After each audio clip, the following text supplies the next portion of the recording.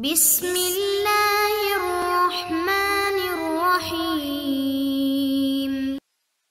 بسم اللہ الرحمن الرحیم نحمده ونصلی ونسلم علی رسولہ الکریم اما بعد۔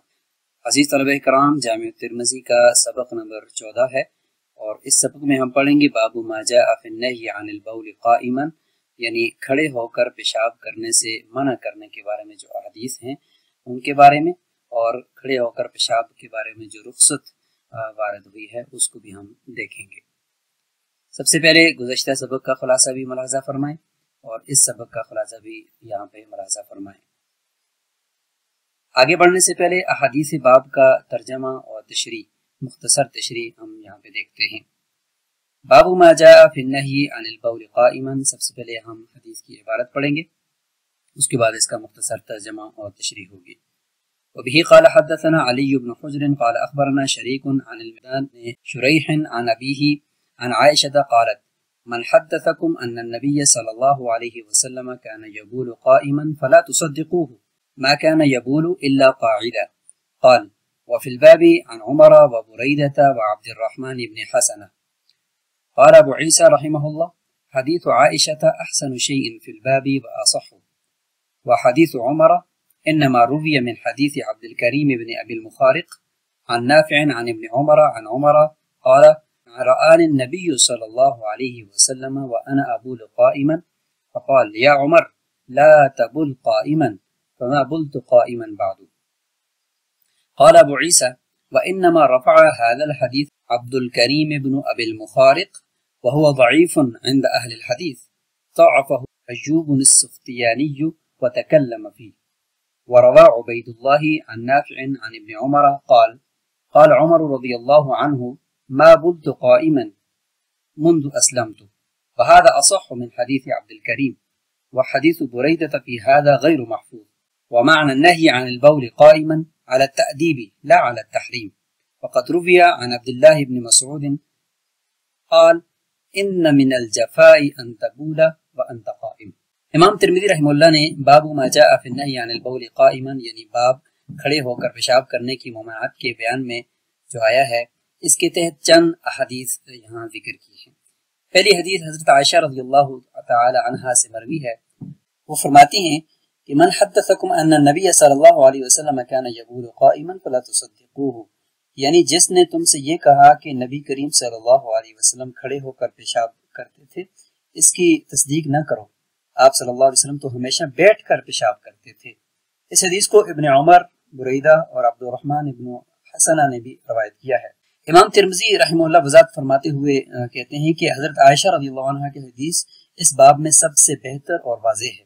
البتہ حضرت عمر رضی اللہ عنہ سے ایک روایت موجود ہے جس میں وہ بیان کرتے ہیں کہ رأیت النبی صلی اللہ علیہ وسلم وانا ابول قائما الی آخر الحدیث، یعنی میں نبی کریم صلی اللہ علیہ وسلم کو دیکھ رہا تھا جب میں کھڑے ہو کر پیشاب کر رہا تھا۔ آپ صلی اللہ علیہ وسلم نے فرمایا: اے عمر، کھڑے ہو کر پیشاب نہ کیا کرو، تو میں نے اس کے بعد کبھی کھڑے ہو کر پیشاب نہیں کیا۔ امام ترمذی رحمہ اللہ اس روایت کے بارے میں تبصرہ کرتے ہوئے فرماتے ہیں کہ یہ حدیث عبد الکریم بن ابی المخارق سے مروی ہے، جو کہ حدیث کے حوالے سے ضعیف سمجھے جاتے ہیں اور اہل علم کے نزدیک قابل اعتبار نہیں ہیں۔ مزید یہ کہ حضرت عمر رضی اللہ عنہ سے مروی یہ روایت دیگر اسناد سے بھی مروی ہے، مگر وہ بھی مکمل طور پر محفوظ نہیں ہے۔ بعض علماء نے کھڑے ہو کر پیشاب کرنے کی اجازت اس صورت میں دی ہے کہ جب نجاست سے بچاؤ ممکن ہو، البتہ عام حالات میں بیٹھ کر پیشاب کرنا ہی افضل اور نبی کریم صلی اللہ علیہ وسلم کا معمول ہے۔ اور اسی کے ساتھ اگلا باب امام ترمذی رحمہ اللہ نے لایا ہے الرخصۃ فی ذالک، یعنی پیشاب کھڑے ہو کر کرنے کے حوالے سے جن احادیث میں منع کیا گیا ہے، تو بعض احادیث ایسی بھی ہیں جن میں اجازت معلوم ہوتی ہے۔ سب سے پہلے ہم ان احادیث کی عبارت پڑھتے ہیں، اس کے بعد پھر انشاءاللہ اس کا ترجمہ اور مختصر تشریح کریں گے۔ باب الرخصۃ فی ذالک۔ وبه قال حدثنا حناد قال حدثنا بقيع عن الأعمش عن أبي وائل عن حذيفة رضي الله عنه أن النبي صلى الله عليه وسلم أتى سباتة قوم فبال عليها قائما فأتيته بوضوء فذهبت لأتأخر عنه فدعاني حتى كنت عند عقبيه فتوضأ ومسح على خفيه قال ابو عيسى فسمعت الجارود يقول سمعت وكيعا يحدث بهذا الحديث عن الأعمش ثم قال وكيع هذا أصح حديث روي عن النبي صلى الله عليه وسلم في المسح. وسمعت أبا عمار الحسين بن حريث يقول سمعت وكيعا فذكر نحوه. قال ابو عيسى فهكذا روى منصور وعبيدة الزبي عن أبي وائل عن حذيفة مثل رواية الأعمش. وروى حماد بن أبي سليمان وعاصم بن بهدلة عن أبي وائل عن المغيرة بن شعبة عن النبي صلى الله عليه وسلم. وحديث أبي وائل عن حذيفة أصح. وقد رخص قوم من أهل العلم في البول قائما. قال أبو عيسى وعبيدة بن عمرو السلماني روى عنه إبراهيم النخعي وعبيدة من كبار التابعين. يروى عن عبيدة أنه قال أسلمت قبل وفاة النبي صلى الله عليه وسلم بسنتين. وعبيدة الزبي صاحب إبراهيم هو عبيدة بن معتب الزبي ويكنى أبا عبد الكريم. باب الرخصت فی ذلك یعنی اس بارے میں رخصت کا بیان ذکر کیا گیا ہے جس میں کھڑے ہو کر پیشاب کرنے کی اجازت کے بارے میں بات کی گئی ہے۔ یہ حضرت حذیفہ رضی اللہ تعالیٰ عنہ سے مروی روایت ہے۔ وہ فرماتے ہیں کہ نبی کریم صلی اللہ علیہ وسلم ایک قوم کے کچرے کے ڈھیر پر تشریف لائے اور کھڑے ہو کر پیشاب فرمائے۔ پھر میں آپ صلی اللہ علیہ وسلم کے لیے وضو کا پانی لایا تو آپ نے وضو فرمایا اور موضوع پر مسح کیا۔ اس حدیث سے معلوم ہوتا ہے کہ نبی کریم صلی اللہ علیہ وسلم نے ایک مخصوص موقع پر کھڑے ہو کر پیشاب فرمایا جو کہ ایک استثناء ہے اور اس سے ضرورت کے وقت کھڑے ہو کر پیشاب کرنے کی اجازت۔ امام ترمذی اس حدیث پر تبصرہ کرتے ہوئے مختلف راویوں کے اقوال یہاں بیان کرتے ہیں جیسے ابو عیسیٰ، وکیع، کبشہ، عاصم بن بہدلہ وغیرہ۔ ان سب نے اس روایت کی تائید کی ہے۔ نیز امام ترمذی رحمہ اللہ فرماتے ہیں کہ اہل علم میں سے بعض نے کھڑے ہو کر پیشاب کرنے کی اجازت بھی دی ہے۔ خلاصہ یہ کہ یہ باب بتاتا ہے کہ اگرچہ نبی کریم صلی اللہ علیہ وسلم کا عمومی معمول بیٹھ کر پیشاب کرنے کا تھا لیکن کبھی کبھار ضرورت کے تحت کھڑے ہو کر بھی پیشاب فرمایا، جیسے سفر، تنگی کی وجہ سے یا کوئی اور مجبوری کی وجہ سے، جیسے آگے انشاءاللہ اگلی سلائیڈ کے اندر اس کا ذکر بھی ہوگا۔ اس سے معلوم ہوتا ہے کہ اسلام میں عبادت اور طہارت کے احکام میں سہولت اور آسانی کا پہلو رکھا گیا ہے۔ اس حدیث سے ایک اور مسئلہ بھی اخذ ہوتا ہے کہ وضو کے وقت موضوع پر مسح کی اجازت بھی سنت سے ثابت ہے بشرطے کہ وہ شرعی شرائط پوری کرتی۔ ان دونوں ابواب کے حدیث کے راویوں کے حالات زندگی بھی مختصر دیکھ لیتے ہیں۔ یہ سارے روات ہیں جو ان دونوں سلائیڈز کے اوپر موجود احادیث کے روات ہیں۔ تو ہم یہاں پہ ایک ایک کر کے دیکھتے ہیں، جیسے کہ یہاں پہ علی بن حجر، ان کا آپ کو تقریب التہذیب سے یہ ان کے حالات زندگی آپ کے سامنے ہیں۔ شریک بن عبداللہ النخعی کوفی، ان کا تعارف بھی دیکھ لیں۔ عبد الکریم بن ابی المخارق جو ضعیف راوی ہیں، ان کا تعارف بھی ہم یہاں پہ تفصیل سے دیکھ رہے ہیں۔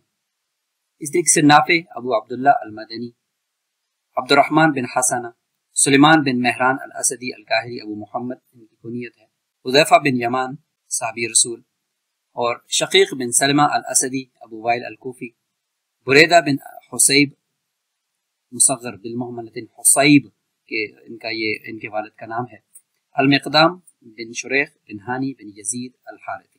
یہ تو تھے راویوں کے حالات زندگی اور مختصر تعارف۔ احادیث باب کے کچھ مشکل الفاظ بھی ہیں جن کو ہم یہاں پہ دیکھتے ہیں۔ سب سے پہلے ہم نے پڑھا سباتۃ قوم، سباتہ کسے کہتے ہیں؟ تو القاموس الوحید کے اندر اس کا معنی لکھا ہوا ہے کوڑی یا کوڑے کرکٹ کا ڈھیر، گندگی کا ڈھیر یا کوڑا خانہ، یہ مطلب اس حدیث کے ساتھ درست بیٹھتا ہے۔ الجفا، ان من الجفائی، حدیث کے اندر الفاظ ہیں۔ تو جفا کا مطلب ہے کہ جفا شیو جفان و جفن، اس کا معنی ہوتا ہے اچٹنا یا دور ہونا، سخت اور اکھڑ ہونا، بدخلق اور تند مزاج ہونا، بےرحم و سنگ دل ہونا، بے رخی برتنا۔ تو یہاں پر بھی جو حدیث ہے اس کے اندر بھی یہی ہے کہ سب سے زیادہ اکھڑ پن اور بدخلقی یہی ہے کہ انسان کھڑے ہو کر پیشاب کرے۔ فبال علیہ قائما کی جو توجیحات حدیث کے اندر ذکر کی گئی ہیں ان کو ہم یہاں پہ دیکھتے ہیں کہ کھڑے ہو کر جو آپ صلی اللہ علیہ وسلم نے پیشاب فرمایا ہوگا تو اس کی ایک وجہ یہ ہے کہ یہ بیان جواز کے لیے، یعنی حرام تو ہے نہیں ہے کھڑے ہو کر پیشاب کرنا، تو آپ صلی اللہ علیہ وسلم نے کھڑے ہو کر پیشاب بیان جواز کے لیے کیا ہوگا۔ دوسری توجیہ یہ کی گئی ہے کہ گھٹنے میں درد تھا اور اس کی وجہ سے آپ صلی اللہ علیہ وسلم کے لیے بیٹھنا مشکل تھا، اس لیے آپ نے کھڑے ہو کر پیشاب فرمایا۔ اور تیسرے نمبر پر یہ ہے کہ اہل عرب کے نزدیک یہ گھٹنوں کا علاج بھی ہے کہ اگر کسی کے گھٹنے میں تکلیف ہے تو اگر وہ کھڑے ہو کر پیشاب کرتا ہے تو اس سے اس کی وہ تکلیف دور ہو سکتی ہے۔ اس طریقے سے کپڑوں کو گندگی سے بچانا بھی مقصود تھا کہ اگر آپ کسی ڈھیر کے اوپر پیشاب کرتے ہیں تو وہاں ٹھیک ہے چھینٹیں تو نہیں پڑیں گی جگہ کے نرم ہونے کی وجہ سے، بیٹھنے کی وجہ سے کپڑوں کے اندر کے ساتھ غلاظت یا کچھ گندگی لگ سکتی ہے۔ تو اب یہ جو توجیحات ہیں یہ یہاں معارف السنن کے اندر ہم تفصیل سے دیکھ سکتے ہیں۔ وفی الباب کا ذکر فرمایا، اور وفی الباب کر کے امام ترمذی رحمہ اللہ نے دوسرے کچھ احادیث کی طرف اشارہ فرمایا ہے، تو ان کو بھی ہم ایک نظر یہاں دیکھ لیتے ہیں۔ جیسے کہ باب ما جاء فی النہی عن البول قائما میں فرمایا کہ وفی الباب عن بریدۃ وعبد الرحمن بن حسنہ، فرماتے ہیں کہ یہ جو حضرت عمر رضی اللہ تعالیٰ عنہ سے جو مروی روایت یہاں لائی جا سکتی ہے وہ یہاں پر ہے، رآنی رسول اللہ وانا ابول قائما الی آخر الحدیث۔ اسی طریقے سے جو بریدہ سے روایت ہے وہ اس کے الفاظ یہاں پہ آپ دیکھ رہے ہیں۔ اسی طرح عبد الرحمن بن حسنہ کی جو روایت ہے وہ بھی یہاں مذکور ہے۔ سبق میں موجود جو احادیث ہیں اس سے کچھ فوائد اور حکمتیں بھی معلوم ہوتی ہیں جو یہاں پر درج کر دی گئی ہیں۔ اس طریقے سے کچھ یہ بھی فوائد ہیں اور حکمتیں ہیں۔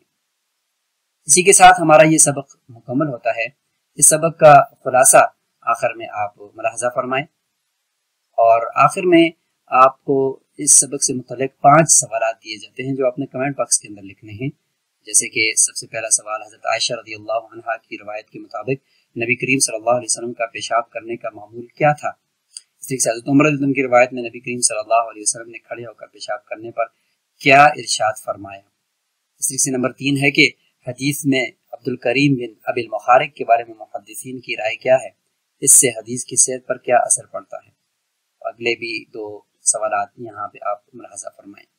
اسی کے ساتھ ہمارا یہ سبق مکمل ہوا، اور انشاءاللہ اگلے سبق کے اندر ہم اس سے اگلے باب کو لے کر حاضر ہوں گے۔ السلام علیکم ورحمۃ اللہ وبرکاتہ۔